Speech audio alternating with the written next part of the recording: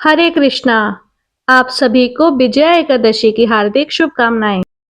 आज हम विजया एकादशी की पवित्र कथा को सुनने के साथ साथ एकादशी माता की कथा को भी सुनते हैं, ताकि हम उनके आशीर्वाद से अपने जीवन को धन्य बना सकें। एक बार एक राज्य का राजा बहुत ही बुद्धिमान और बलशाली था। वह राजा हमेशा अपनी प्रजा का बहुत अच्छे से ध्यान रखता था। प्रजा भी राजा को बहुत प्रेम करती थी। राजा की दो बेटियां थी। राजा अपनी दोनों बेटियों से बहुत स्नेह करता था। राजा की छोटी बेटी देखने में बहुत सुंदर और आकर्षित थी, और राजा की बड़ी बेटी छोटी बेटी के मुकाबले थोड़ी कम सुंदर थी। राजा की छोटी बेटी माता की पूजा किया करती थी, और सभी लोग राजा की छोटी बेटी से बहुत प्रेम करते थे, उसकी प्रशंसा किया करते थे। राजा भी अपनी छोटी बेटी को बड़ी बेटी से अधिक प्रेम करता था, जिसके कारण राजा की बड़ी बेटी अपनी ही छोटी बहन से नफरत करने लगी थी। धीरे धीरे समय बीता। दोनों राजकुमारियां जब बड़ी हो गई, तब पड़ोस के राज्य में रहने वाला एक राजकुमार राजा की बड़ी बेटी के लिए रिश्ता लेकर आया। लेकिन जैसे ही उस राजकुमार की दृष्टि राजा की छोटी बेटी पर पड़ी, तो वह राजकुमार राजा की छोटी बेटी पर आकर्षित हो गया और छोटी बेटी से पहली ही नजर में प्रेम करने लगा। उस राजकुमार ने अब राजा की बड़ी बेटी के साथ विवाह करने से मना कर दिया। उसने राजा से कहा कि महाराज, मैं तो आपकी छोटी बेटी से ही विवाह करना चाहता हूँ। यह सब देखकर अब तो राजा की बड़ी बेटी अपनी छोटी बहन से बहुत क्रोधित हो गई, और राजा की बड़ी बेटी ने अपनी छोटी बहन को अपना सबसे बड़ा शत्रु मान लिया। राजा की बड़ी बेटी ने अपनी छोटी बहन से बदला लेने का निर्णय किया। तो राजा की बड़ी बेटी ने अपनी छोटी बहन को जान से मारने का उपाय सोचा। अब बड़ी बेटी ने अपनी बहन को मारने के लिए सबसे पहले एक लड्डू में जहर मिलाकर अपनी छोटी बहन को खाने को दे दिया। छोटी बहन बहुत भोली थी। उसे अपनी बड़ी बहन के षड्यंत्र के बारे में कुछ पता नहीं था, तो उसने वह लड्डू खा लिया। लेकिन आश्चर्य कि छोटी बहन को लड्डू खाने के बाद भी कुछ नहीं हुआ। तो बड़ी बहन यह सब देखकर बहुत आश्चर्यचकित हुई। लेकिन अब भी बड़ी बहन ने हार नहीं मानी। जब एक रात उसकी छोटी बहन कमरे में सो रही थी, तब उसने मटके में सांप रखकर उसके कमरे में छोड़ दिया। लेकिन सांप भी छोटी बहन का कुछ बिगाड़ नहीं पाया। जिसके बाद बड़ी बहन ने अपनी छोटी बहन से कहा कि चलो बहन, हम लोग कुएं से पानी भरकर लाते हैं। छोटी बहन चलने के लिए तैयार हो गई। तब पानी भरने के बहाने बड़ी बहन उसे कुएं के पास ले गई और कुएं में धक्का दे दिया। लेकिन तब भी छोटी बहन को कुछ नहीं हुआ, क्योंकि हर बार ग्यारस माता उसकी रक्षा किया करती थी। और उधर बड़ी बहन अपने सारे प्रयास के बाद भी लगातार असफल हो रही थी, जिस कारण वह और भी अधिक क्रोधित हो गई। फिर उसने अपनी छोटी बहन के पास जाकर प्रश्न किया कि मेरी छोटी बहन, क्या तुम्हें पता है कि भगवान ने सबकी मृत्यु एक निश्चित समय पर लिखी है, और कैसे तुम्हारी या मेरी मृत्यु होगी, क्या ये तुम जानती हो? तब छोटी बहन ने अपनी बड़ी बहन को बताया कि हाँ दीदी, बाकी का तो पता नहीं, लेकिन मैं जानती हूँ कि मेरी मृत्यु कैसे होगी। छोटी बहन ने ये सारी बात सुनकर अब तो बड़ी बहन मन ही मन प्रसन्न होने लगी। तब उसने छोटी बहन से कहा कि बहन, तब मुझे बताओ कि तुम्हारी मृत्यु का राज क्या है। अब छोटी बहन ने अपनी बड़ी बहन से कहा कि दीदी, मेरी मृत्यु तो एक तोते में है। जो तोते के गले में एक हार है, उससे ही मेरी मृत्यु होगी। जब तक कोई भी व्यक्ति उस तोते को मारकर उस हार को अपने गले में पहनेगा, तो मैं मूर्छित हो जाऊंगी, और जैसे ही उस हार को अपने गले से उतारेगा, तो मैं वापस जीवित हो जाऊंगी। अपनी छोटी बहन की मृत्यु का राज जानकर अब तो बड़ी बहन बहुत खुश हुई। अब उसने अपनी छोटी बहन को मारने के लिए उस पालतू तोते को ढूंढना शुरू कर दिया।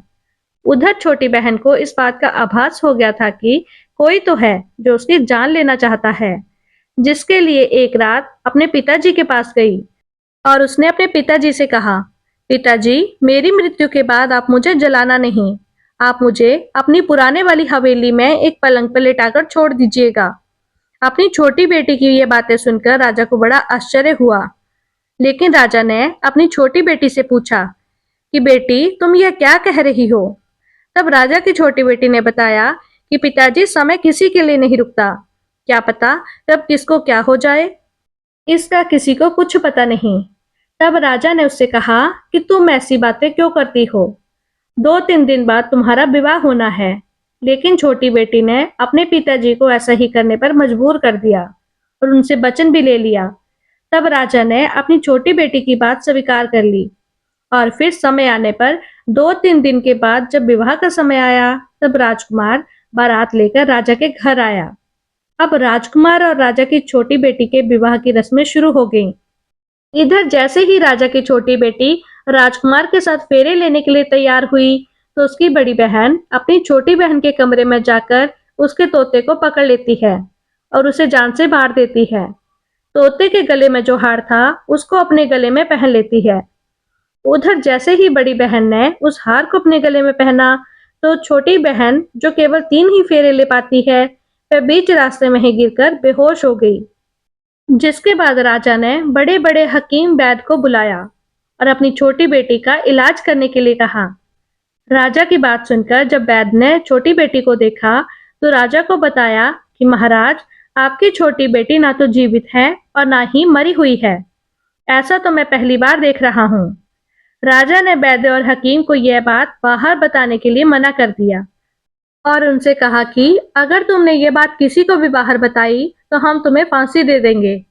राजा ने वो अपनी छोटी बेटी को पुराने महल में ले जाकर एक पलंग पर लिटा दिया और फिर वहां कुछ सैनिक तैनात कर दिए। इसके बाद राजा वापस अपने महल में आ गया। इधर राजा की बड़ी बेटी अपने पिताजी के पास आई और कहने लगी, पिताजी, अगर ये विवाह संपन्न नहीं हुआ तो आपकी इज्जत का क्या होगा? जरा सोचिए। अगर आप कहें तो मैं आपकी इज्जत बचाने के लिए इस राजकुमार से विवाह करने के लिए तैयार हूँ। राजा अपनी बड़ी बेटी के षड्यंत्र के बारे में कुछ नहीं जानता था, तो उसने अपनी बड़ी बेटी की बात मान ली और तब राजा ने अपनी बड़ी बेटी को छोटी बेटी के कपड़े, आभूषण आदि पहनाकर मंडप में भेज दिया, ताकि किसी को भी इस बात का न पता चल पाए कि विवाह छोटी बेटी के साथ नहीं बल्कि बड़ी बेटी के साथ हो रहा है। लेकिन राजकुमार ये जान गया था कि यह तो राजा की छोटी बेटी नहीं बल्कि राजा की बड़ी बेटी है। अब राजकुमार ने राजा की बड़ी बेटी से विवाह करने से मना कर दिया। तब सभी लोगों ने राजकुमार को मजबूर करके राजा की बड़ी बेटी से बचे हुए फेरों को संपन्न करा दिया और फिर विवाह संपन्न हो गया। जिसके बाद राजकुमार राजा की बड़ी बेटी को अपने महल में ले गया। विवाह होने के बाद ना तो राजकुमार उससे बातें करता था, ना ही उसे पसंद करता था और ना ही उसके आसपास जाता था। राजकुमार ने तो यह भी फैसला कर लिया था कि चाहे कुछ भी हो जाए, वह अपनी प्रेमिका को ढूंढ कर रहेगा और ये जानकर रहेगा कि उसके साथ आखिर हुआ क्या है। फिर एक दिन राजकुमार अपने घोड़े पर सवार होकर राजा के पुराने महल के पास पहुंच गया, जहां पर उसने कुछ सैनिकों को देखा। महल के पास पहुंचकर राजकुमार ने जब महल को ध्यान से देखा, तो वह समझ गया कि यह तो ससुर जी का पुराना महल है। जब राजकुमार ने सैनिकों से पूछा कि तुम लोग यहाँ क्या कर रहे हो और इस महल के अंदर उस पलंग पर कौन लेटा है, जिसके बाद राजा के सैनिकों ने बताया कि यहाँ पर राजा की छोटी बेटी लेटी है।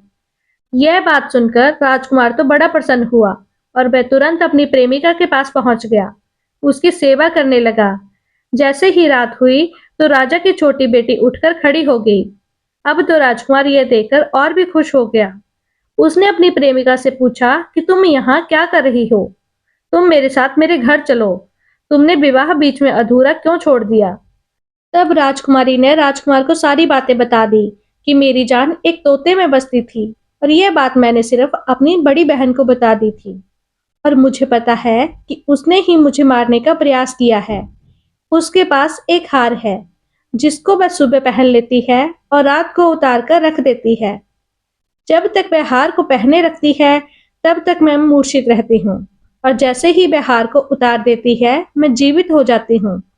और जब तक मेरी बड़ी बहन के पास वह हार रहेगा, तब तक मैं ऐसे ही जीवित और मूर्छित होती रहूंगी। अगर मेरी बड़ी बहन के पास जो हार है, वह मेरे हाथ लग जाए, तो मैं हमेशा के लिए जीवित हो जाऊंगी।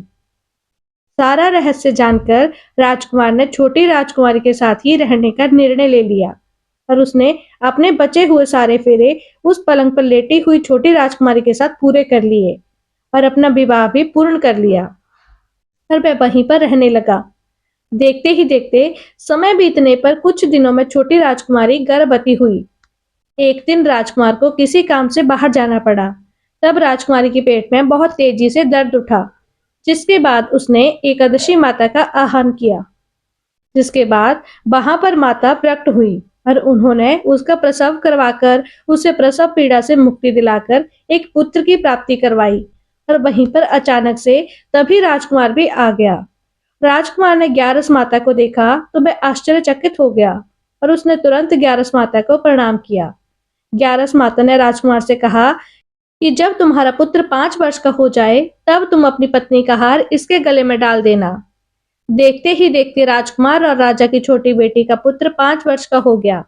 तो राजकुमार अपने बेटी से कहने लगा कि बेटा, मैं कुछ काम से बाहर जा रहा हूँ, तुम अपनी माता का ध्यान रखना। ऐसा कहकर वह वहां से चला गया। लेकिन जब राजकुमार वहां से बाहर जा रहा था, तब बड़ी बहन के सैनिकों ने उसे देख लिया और बड़ी बहन को जाकर सारी बातें बता दी। इसके बाद बड़ी बहन ने अपनी छोटी बहन के पुत्र का अपहरण करवा लिया और उसको मरवा दिया। छोटी बेटी के पुत्र के 2 टुकड़े उसने करवा दिए। पहला टुकड़ा चक्के के पास छुपा दिया और दूसरा टुकड़ा अपने पलंग के नीचे छुपा लिया। लेकिन ग्यारस माता अपने भक्तों को किसी कष्ट में नहीं देख सकती, तो वह अपनी भक्त का दुख दूर करने के लिए एक भिखारिन का रूप धारण करके बड़ी बहन के पास गई। जिसके बाद वहां पर भिक्षा मांगने लगी। तो बड़ी बहन ने अपने नौकरों से कहा कि जाकर भिक्षा दे दो। लेकिन जैसे ही ग्यारस माता को भिक्षा देने के लिए आए, तो माता ने उन्हें मना कर दिया और कहने लगी कि मैं तो तुम्हारी महारानी से ही भिक्षा लूंगी। जिसके बाद बड़ी बहन खुद आकर ग्यारस माता को भिक्षा देने लगी। तब ग्यारस माता एक बिल्ली का रूप धारण करके कमरे में चली गईं और वहां पर छोटी बेटी के पुत्र के दोनों टुकड़ों को उन्होंने आपस में जोड़ दिया। टुकड़े जुड़ते ही वह राजकुमार वापस जीवित हो गया। तब ग्यारस माता उस नन्हे बालक को वापस लेकर आ गईं। अब तक ग्यारस माता ने राजकुमार को सारा रहस्य समझा दिया था। अब राजकुमार अपने बेटे को लेकर बड़ी राजकुमारी के पास गया और कहने लगा कि अगर तुम इसका अच्छे से ध्यान रखोगी तभी मैं तुमसे बात करूंगा। अब वह नन्हा बालक बड़ी राजकुमारी के पास रहने लगा। एक दिन राजकुमार अपने बच्चे से कहने लगा, बेटा, आज तुम अपनी माँ से उनके गले का हार मांग लेना। अपने पिता की बात मानकर नन्हा राजकुमार अपनी माँ के पास गया और कहने लगा, माँ, मुझे तुम्हारे गले का हार चाहिए। यह बात सुनकर राजकुमारी पहले तो बहुत क्रोधित हुई। फिर उसे याद आया कि राजकुमार ने कहा था कि अगर मैं इस बच्चे का ध्यान अच्छे से रखूंगी तो ही वह मुझसे बात करेंगे। जिस कारण उसने अपने गले में पहना हुआ वह हार उस बालक को दे दिया और वह बालक ने वह हार तुरंत ले जाकर अपने पिता को दे दिया। तभी राजकुमार अपने बेटे को लेकर वहां से जाने लगा और अपनी पत्नी से कहने लगा कि आज मैं शाम को तुम्हारे साथ आकर खाना खाऊंगा। ऐसा कहकर वह अपने बेटे को लेकर वहां से चला गया। जिसके बाद वह सीधा राजा के पास गया और उन्हें सारी बातें सच सच बता दी। राजा अपनी बड़ी बेटी की सारी करतूतें सुनकर बहुत क्रोधित हुए। साथ ही उन्होंने अपनी परवरिश पर भी दोष लगाया और इसके अलावा राजकुमार को अपनी छोटी बेटी के साथ रहने के लिए आदेश दे दिया। इस प्रकार ग्यारस माता की कृपा से राजकुमार और राजा की छोटी बेटी अपने पुत्र के साथ सुखपूर्वक रहने लगे। प्रेम से बोलिए एकादशी माता की जय। तो आइए अब सुनते हैं विजया एकादशी व्रत की कथा। एक बार धर्मराज युधिष्ठिर ने भगवान श्री कृष्ण से पूछा, हे वासुदेव, फाल्गुन मास के कृष्ण पक्ष में कौन सी एकादशी आती है? कृपया इस विषय में आप मुझे बताइए। तब भगवान श्री कृष्ण ने कहा, हे युधिष्ठिर, एक बार कमल पर विराजमान श्री ब्रह्मा जी से देवर्षि नारद जी ने पूछा, हे सुरश्रेष्ठ, फाल्गुन मास के कृष्ण पक्ष में विजया एकादशी आती है। इसका पालन करने से कौन सा पुण्य प्राप्त होता है? कृपया आप इस बारे में मुझे बताइए। श्री ब्रह्मा जी ने कहा, हे नारद, मैं तुम्हें एक कथा सुनाता हूँ जो सब पापों को हरण करने वाली है। यह व्रत बहुत प्राचीन और पवित्र है। यह विजया एकादशी राजाओं को विजय प्रदान करने वाली है। बहुत समय पहले जब राजा रामचंद्र 14 वर्ष के लिए वनवास को गए थे, तब पंचवटी में सीता जी और लक्ष्मण जी के साथ निवास कर रहे थे। वहां पर रावण ने सीता हरण कर लिया। इस दुख से उन्हें व्याकुलता हुई। सीता जी की खोज में वन वन भटकते हुए उन्हें जटायु मिला, जो मरणासन था। उसके पश्चात उन्होंने वन में कबंध राक्षस का वध किया। फिर सुग्रीव से मित्रता करके श्री रामचंद्र जी ने वानर सेना को संगठित किया। हनुमान जी श्री रामचंद्र जी की मुद्रिका लेकर लंका में गए और सीता जी की तलाश करके वापस लौट आए। वहां से लौटते ही लंका दहन के पश्चात सुग्रीव से अनुमति लेकर श्री रामचंद्र जी ने लंका जाना सुनिश्चित किया। सागर तट पर आने पर वे लक्ष्मण जी से कहने लगे, हे सुमित्रा नंदन, इस अगाध सागर में अनेक भयानक जीव जंतु हैं। इसे सुगमता से कैसे पार करें? कोई उपाय भी नहीं सूझ रहा। तब लक्ष्मण जी ने कहा, महाराज, आप ही आदिदेव और पुराण पुरुषोत्तम हैं। आपसे कुछ भी छिपाना असंभव है। इस द्वीप में प्राचीन काल से बकतालाबी मुनि रहते हैं। पास ही में उनका आश्रम है। हे रघुनंदन, चलिए उन्हीं से इस समस्या का समाधान पूछते हैं। तब लक्ष्मण के कहे अनुसार प्रभु रामचंद्र जी मुनि के आश्रम में पहुंचे और उन्हें सादर प्रणाम किया। तब मुनि ने पहचान लिया कि यह परम पुरुषोत्तम श्री राम हैं। अत्यंत विनय पूर्वक उन्होंने पूछा, हे श्री राम, आपका आगमन किस हेतु हुआ है? तब श्री राम जी ने कहा, हे मुनिवर, रावण का संहार करने मैं यहाँ आया हूँ। कृपा करके ये सागर पार करने का कोई उपाय बताइए।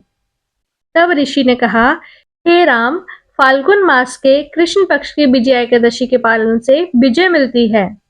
हे राजन, इस व्रत की विधि इस प्रकार है। दशमी तिथि के दिन सोने, चांदी, पीतल, तांबे अथवा मिट्टी के एक कलश की स्थापना करें। उसमें पानी भरकर पत्ते डालें। उस पर भगवान नारायण के स्वर्णमय विग्रह का स्थापित करें। एकादशी के दिन प्रातःकाल उठकर स्नान करें। उसके बाद पुष्पमाला, चंदन, सुपारी, नारियल अर्पण करके फिर उस कलश की पूजा करनी चाहिए। फिर दिन भर कलश के सामने बैठकर कथा करनी चाहिए। साथ ही जागरण भी करना चाहिए।